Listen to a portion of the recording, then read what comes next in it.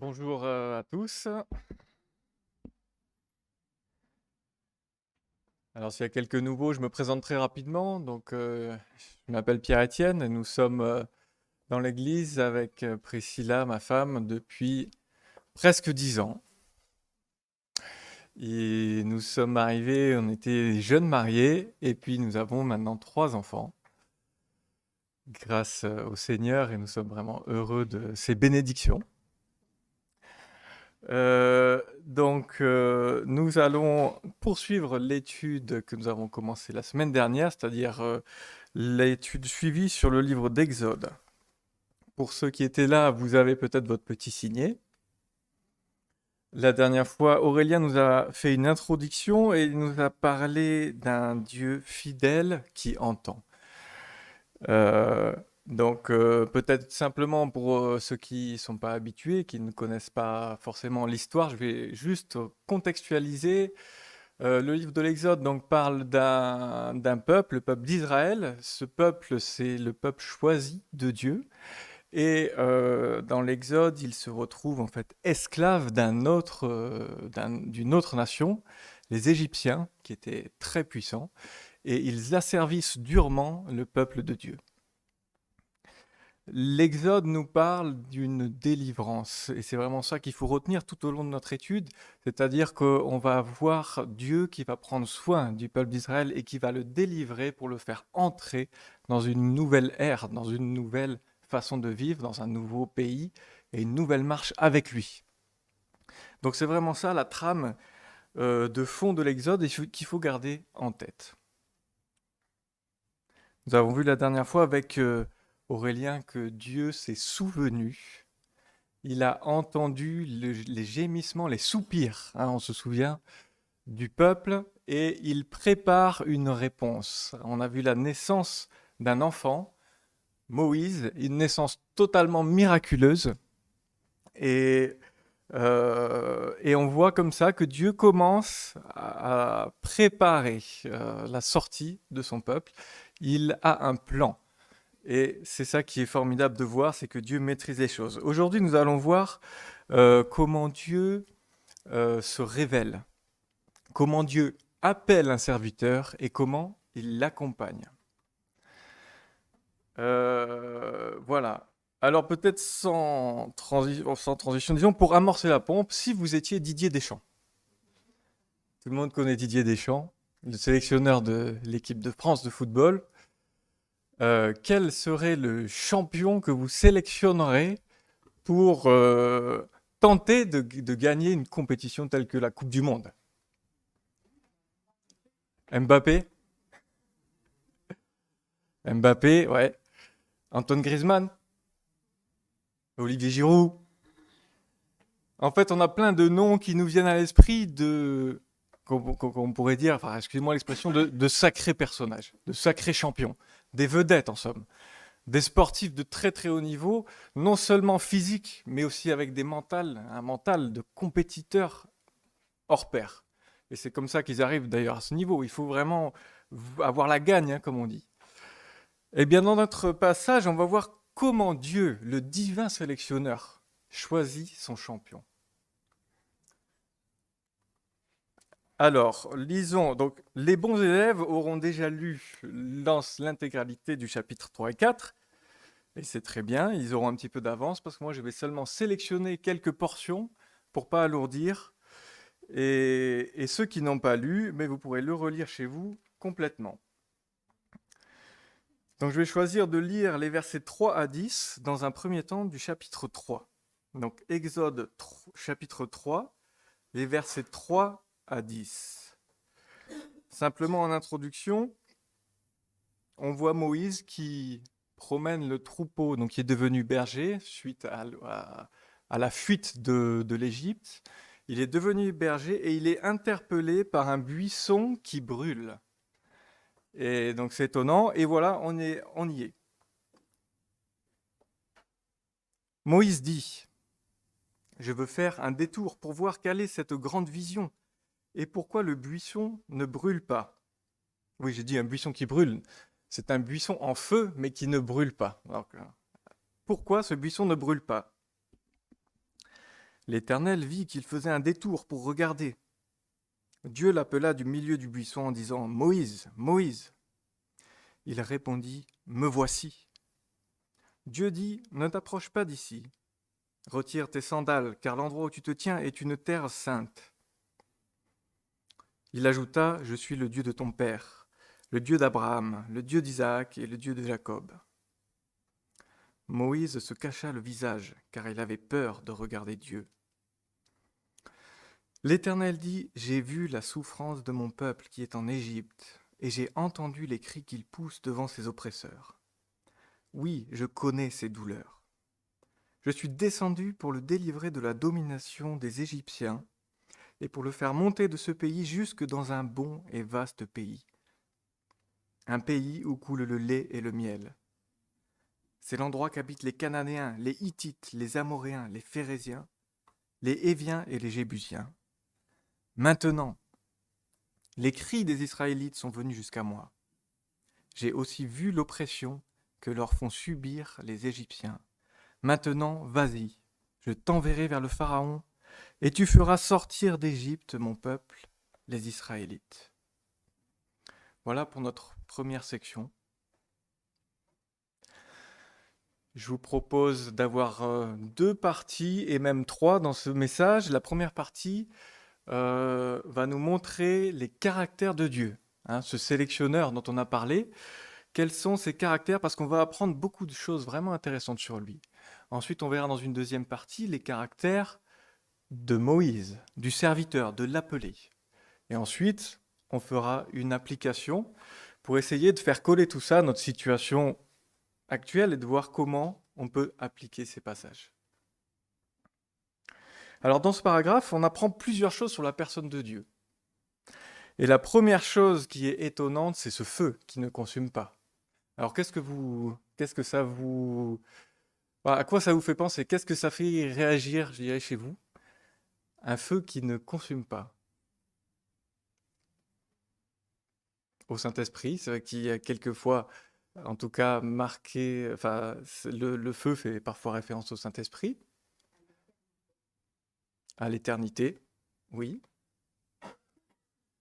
Moi, j'y vois quelque chose qui rassemble un peu, qui parle de l'éternité, mais j'y vois surtout ce Dieu qui a une chaleur, en fait, qui est pas qui va pas brûler par sa chaleur. En fait, le feu, il nous parle d'une chaleur et il nous parle aussi d'une justice. Il y a souvent le jugement associé au feu.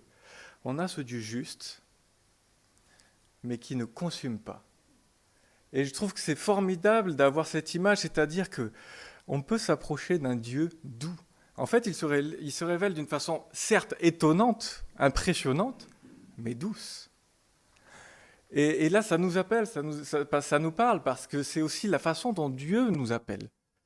On le voit au début de l'évangile de Jean, quand Jésus appelle ses disciples, « Viens et vois ». Il y a cette douceur, il y a cet appel qui est là et qui n'est pas effrayant. Un jour, Dieu exercera le jugement dans peut-être un feu qui sera plus effrayant. C'est pour ça que c'est aujourd'hui qu'il faut décider de le rencontrer, pendant cette période de grâce. Et s'il y a des gens encore aujourd'hui dans cette salle qui n'ont pas accepté Jésus dans leur cœur, c'est maintenant qu'il faut le faire. Parce que Dieu accueille, mais un jour, il jugera. Et nous devons, et nous vous encourageons en tant que croyants, à accepter le Seigneur Jésus dans vos vies quand c'est encore le moment, c'est-à-dire aujourd'hui. On poursuit et on voit un Dieu qui appelle et même qui interpelle, juste après, au verset 4, Moïse, Moïse. Et là, on peut remplacer un petit peu nos noms aussi.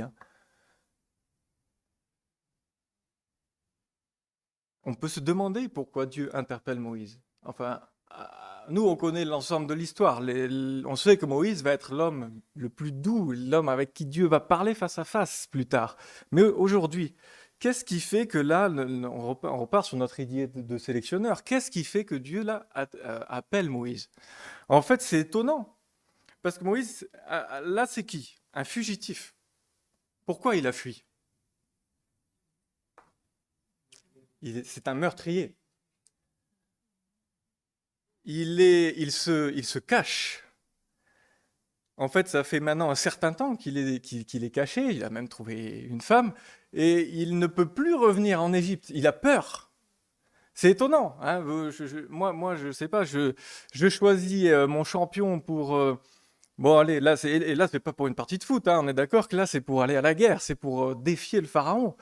Ben, j'aurais pas tendance à choisir le fugitif, quoi. J'aurais pas tendance à choisir celui qui s'est caché.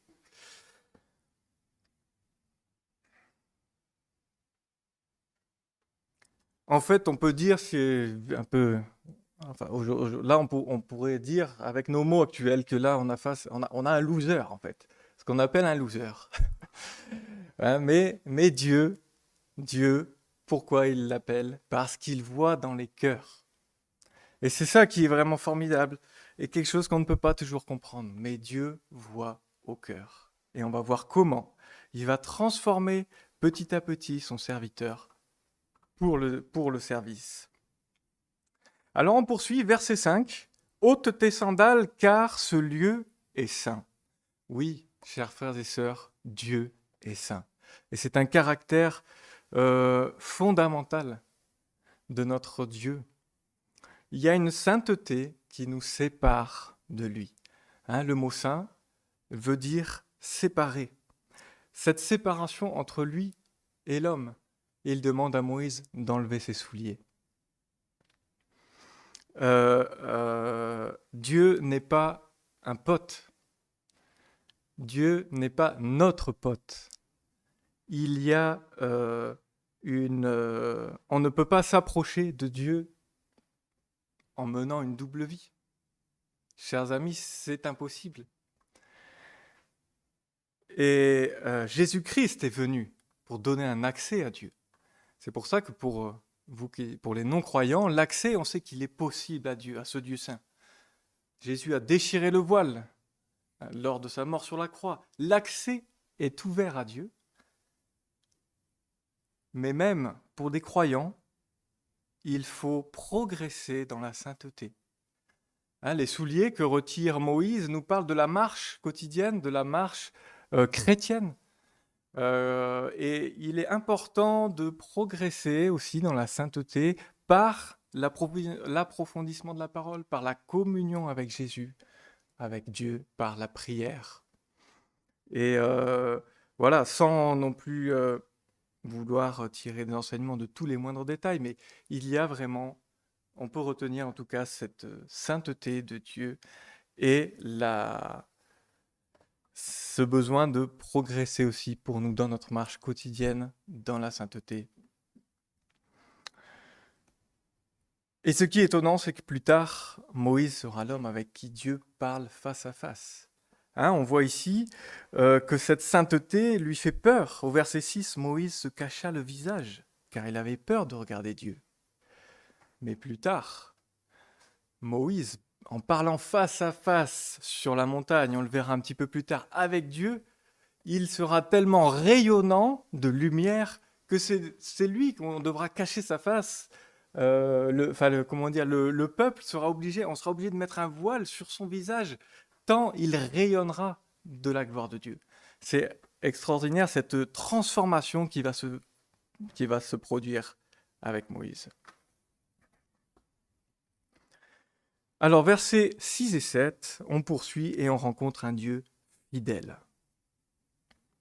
En rappelant qu'il est le Dieu de ses pères, en rappelant qu'il est le Dieu d'Abraham, Dieu nous rappelle ses promesses. Les promesses qu'il a faites à Abraham en Genèse 15, verset 5. Ta descendance sera nombreuse comme les étoiles. Et voilà ce peuple qui est devenu trop nombreux en Égypte. Elle est là la réponse. La fidélité de Dieu, elle est effective au moment où on écrit, où on lit ces choses. Le peuple est tellement nombreux qu'il fait peur au pharaon. Cette multitude, elle est là. Dieu est fidèle dans ses promesses. Au verset 7, il voit, il entend et il sait. Il connaît les souffrances. Oui, je connais ses douleurs. Dieu est fidèle. Et chers frères et sœurs, Dieu connaît nos douleurs. Il connaît nos épreuves, nos découragements. Et nous avons affaire à un Dieu de relation, qui voit, qui sait, qui connaît, qui entend et qui nous cherche. Versets 8 à 10 pour poursuivre. C'est le caractère de Dieu, on a Dieu qui annonce une délivrance. Dieu délivre. Il annonce la délivrance du peuple. Et c'est un fil conducteur qui va nous suivre tout au long de cette étude. Combien ce récit nous parle, nous chrétiens, car c'est notre histoire. Cette histoire, c'est la nôtre. Libérée de l'esclavage, non pas d'un oppresseur, mais libérée de l'esclavage du péché. Et par Jésus, nous avons cette délivrance. En fait, nous la connaissons. Nous connaissons la délivrance du peuple d'Israël. Délivré du péché pour entrer dans une nouvelle marche, dans une nouvelle ère, celle de la grâce par Jésus. Alors pour résumer cette première partie, on découvre un Dieu saint qui voit et qui entend son peuple. Et je trouve que c'est même bien résumé dans le verset 16. L'Éternel dit « Je m'occupe de vous et de ce qu'on vous fait en Égypte. » Verset 16, l'Éternel dit « Je m'occupe de vous. » Alors, il y en a qui cherchent, il faut lire bien sûr tout le verset.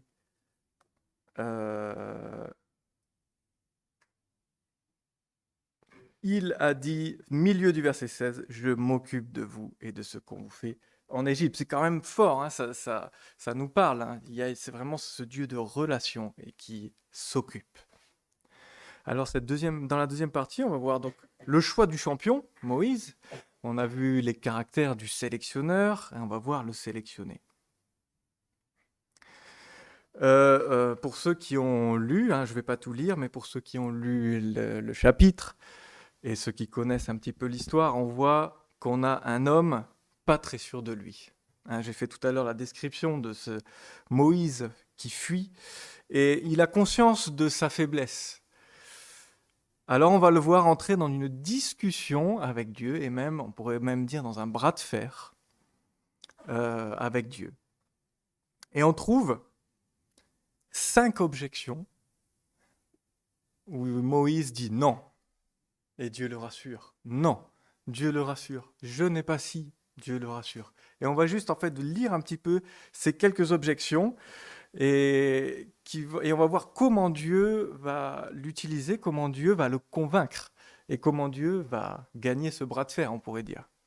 Alors, il y a 5 objections. La première, c'est au verset 11, toujours du chapitre 3.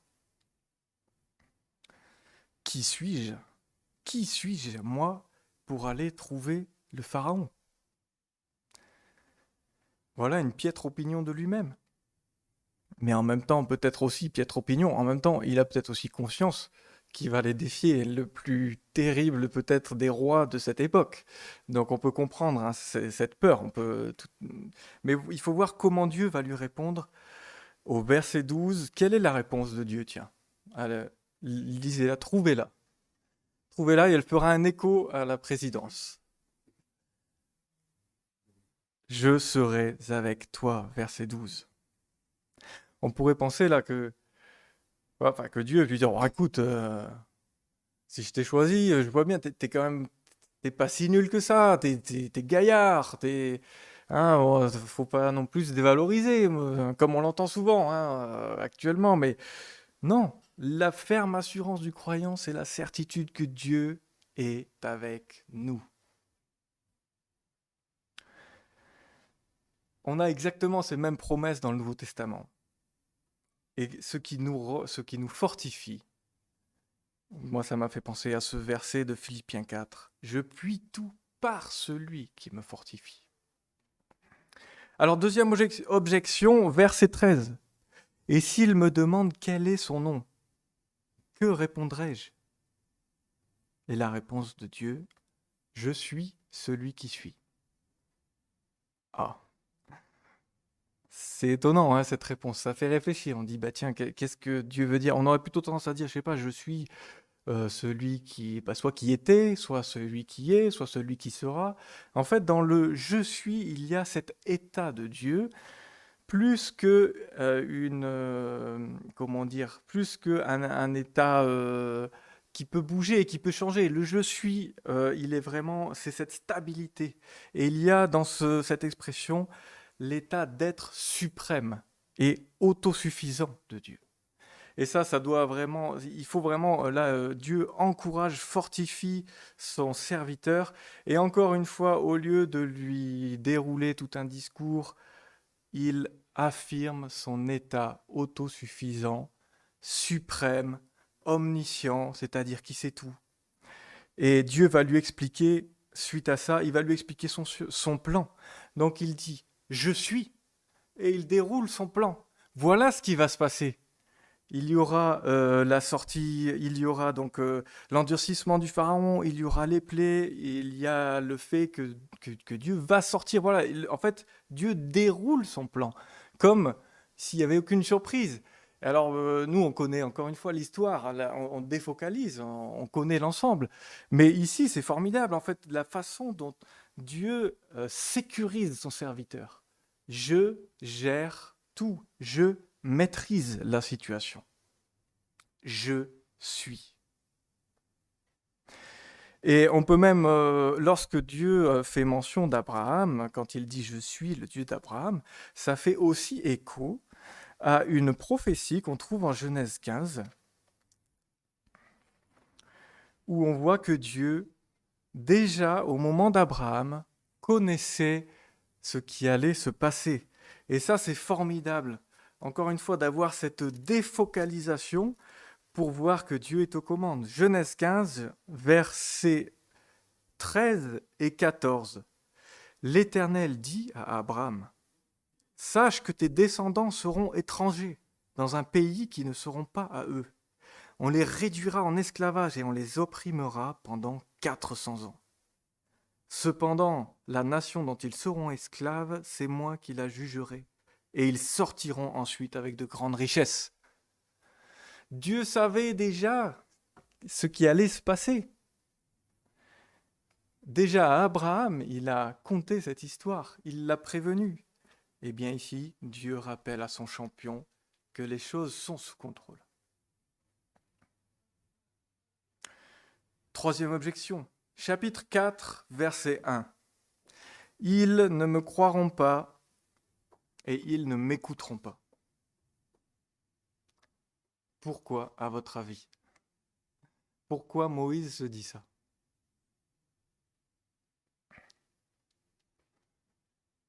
Par rapport à ce qu'on a vu la dernière fois, par exemple.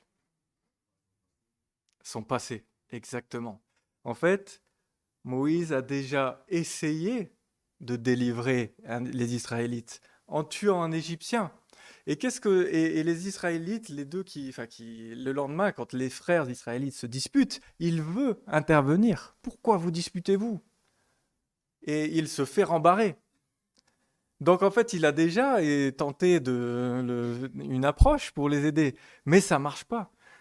Donc il se dit, mais comment? Ils ne me croiront pas, c'est un fait, j'ai déjà essayé.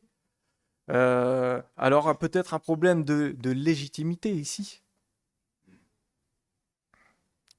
Quelle va être la réponse de Dieu?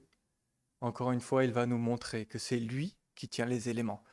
La réponse qu'il va donner, c'est une série de 3 prodiges. On l'a chanté, le Dieu des prodiges. Et bien là, il va montrer 3 prodiges. On aura le bâton qui va se changer en serpent. On aura la lèpre, donc la main lépreuse de Moïse qui devient lépreuse puis qui est guérie. Et on a l'attaque du Nil qui se transformera en sang. En fait, par ces 3 signes, et c'est intéressant, je l'ai appris en faisant l'étude, Dieu démonte tranquillement en règle les piliers de l'Égypte. Le serpent, dans l'Antiquité égyptienne, c'est l'Uraus. Et c'est un cobra femelle qui a pour fonction de protéger le pharaon contre ses ennemis. Étonnant, et c'est pour ça que ce sera si parlant en fait, cette histoire de serpent qui se transforme en bâton et vice-versa. Et quand Moïse va saisir le serpent et qu'il se transforme en bâton, qu'il redevient bâton, le message que Dieu envoie au Pharaon, c'est « Je vais maîtriser ton pays ». La lèpre, c'est une maladie qui touchait le pays et dont les Égyptiens ne savaient pas la traiter. Mais là où l'Égypte a échoué, Dieu réussit. Il guérit la lèpre. Le Nil, bien sûr, le fleuve qui traverse l'Égypte et qui nous montre la vie. En fait, l'eau, c'est toujours la vie de l'Égypte qui va être transformée en sang. Donc voilà, par ces trois signes, on a une assurance que donne Dieu à Moïse. Et encore une fois, c'est Dieu qui maîtrise, c'est Dieu qui gère. Voilà la façon de soulager, la façon d'encourager Dieu, d'encourager son serviteur. Objection suivante, chapitre 4, verset 10. Je ne suis pas un homme éloquent. Un peu plus loin, j'ai la bouche et la langue embarrassées. Voilà, ici, on pourrait dire, écoute, Moïse, on va te payer quelques cours d'orthophoniste et puis ça ira, quoi. Encore une fois, Dieu n'est pas dans la survalorisation. C'est ça que je veux souligner. Qu'est-ce qu'il va répondre?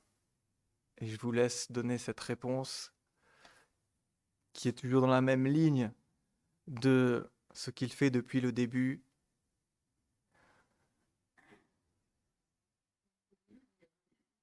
Oui, je serai avec ta bouche. Depuis le début, cette assurance en fait de Dieu, c'est comment il rassure son serviteur. Je serai avec toi. J'ai un plan. Je déroule. Je maîtrise. Il sera même jusqu'avec sa bouche. Il lui enseignera ce qu'il devra dire. Et pour nous aussi, hein, on a cet écho là qui vient quand Jésus dit quand il nous prévient hein, qu'il y aura des tribulations. Il nous dit ne soyez pas en souci de ce que vous devrez dire. Cela vous sera donné au moment opportun. Et bien voilà, ces assurances-là que Dieu donne à Moïse, on peut se les approprier. Et l'Évangile nous les approprie dès lors qu'on est croyant. Cinquième et dernière objection, je vais essayer de la faire un petit peu avec une intonation. Envoie quelqu'un d'autre que moi. Après toutes ces assurances, toutes ces quatre objections, mais là on voit qu'il va tout simplement, mais il dit non mais quelqu'un d'autre, pas moi. Et on voit que la colère de Dieu s'embrase. Et à première lecture, hein, quand on découvre, on se dit mais il va le souffler. C'est pas possible. En fait, il va le consumer sur place. Comment il peut encore refuser après toutes ces assurances? Comment, en fait, il se défile encore. Mais le Dieu bon et patient que nous connaissons va lui donner l'aide nécessaire pour l'encourager. Et il va lui dire, ton frère Aaron t'aidera et parlera à ta place. Alors pour synthétiser cette deuxième partie, je dirais que Dieu utilise le serviteur humble pour faire briller sa gloire. Avec cette assurance primordiale que dans chacune des réponses, que dans chacune des combats, chacun des combats, il sera avec lui et il l'accompagnera. Pour rappel, ici, vous l'avez, hein, ce que je vous dis, on continue de suivre la trame, c'est ce Dieu qui accompagne. Il accompagnera. Et pour nous, cette promesse est là encore. Qu'est-ce qu'a dit Jésus à ses disciples? Matthieu 28, verset 20. Je serai avec vous tous les jours et jusqu'à la fin du monde, la consommation du siècle, suivant les traductions. Et voilà, assurance merveilleuse. Alors pour nous aujourd'hui, nous ne sommes pas le peuple d'Israël, nous ne sommes pas Moïse, mais on a vu qu'on peut s'approprier plusieurs de ces enseignements, de ces encouragements.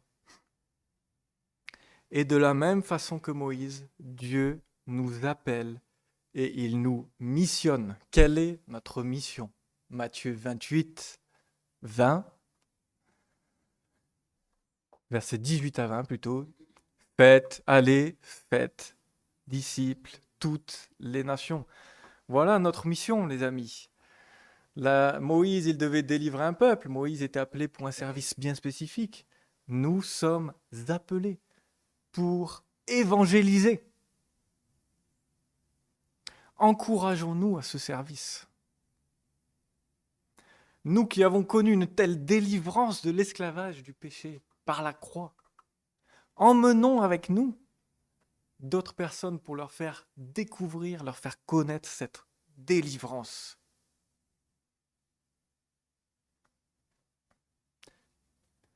Entrons dans cette nouvelle vie que cette délivrance nous ouvre. Mais il faut aussi avoir conscience que cela bouscule notre confort. Alors faut-il une qualification spécifique? Faut-il mettre des buts marqués comme Kylian Mbappé? Pourtant, ils ont perdu la coupe, hein, une petite frustration. Mais quelle qualification est requise pour le service? Pour le service du maître, on peut dire que la seule qualification, c'est d'être sauvé. C'est d'avoir soi-même accepté l'œuvre du Seigneur. Mais on n'a pas besoin d'être un chrétien au top niveau. Alors je vais développer un petit peu. Est-ce qu'il y a quelque chose, pour ceux qui ont lu dans le texte, en tout cas moi la première fois que j'ai lu, je me suis posé vraiment une question. À la fin, vers la fin du chapitre, lorsque Moïse, verset 24, lorsque Moïse s'en va, il part en voyage, donc il va retourner en Égypte. Verset 24, je lis. Pendant le voyage, à l'endroit où il passait la nuit, l'Éternel l'attaqua et chercha à le faire mourir. Séphora prit une pierre tranchante, coupa le prépuce de son fils et le jeta aux pieds de Moïse en disant « Tu es pour moi un mari de sang ». Alors l'Éternel le laissa. C'est à ce moment-là qu'elle dit « mari de sang » à cause de la circoncision. Bah là, je trouve que moi, ça m'a interpellé. Qu'est-ce que ça vient faire là? Dieu vient de convaincre son serviteur d'aller en Égypte. Dieu l'a rassuré, il a mené une lutte avec lui, un véritable bras de fer, et puis au moment où il s'en va en voyage, il cherche à le faire mourir. Eh bien, on pourrait se dire qu'il faut peut-être mettre un peu d'ordre dans sa vie. Ce que je veux dire par là, c'est un peu comme je l'ai dit au début, on peut pas mener une double vie et servir Dieu sans que cela pose à un moment donné un problème. Et on apprend ici que Moïse n'était pas un gars très religieux, puisqu'il n'avait même pas circoncis son fils. Et si on veut se l'approprier aujourd'hui, on peut voir que Moïse, on dirait aujourd'hui que c'était un chrétien un peu light. Il n'était pas dans la pratique vraiment rigoureuse ni l'application de la Bible, parce qu'il n'avait même pas fait l'élémentaire de circoncire ses enfants. Peut-être un papa absent, je ne sais pas, je ne peux pas non plus extrapoler, mais en tout cas, un homme qui ne semblait pas prendre ses responsabilités de chef de foyer face à Dieu. Et ça nous parle aussi. Alors Dieu l'interpelle pour qu'il remette de l'ordre dans sa vie, et même là encore, il ne fait rien. C'est son épouse, Séphora, devant l'inaction de Moïse, qui va littéralement lui sauver la vie en circoncisant son enfant. Mais quel que soit notre passé, quelle que soit notre conduite, il y a là quelque chose d'intéressant, c'est que Dieu, même si le passé, même si on a ici un chrétien peut-être là, Dieu voit dans son cœur.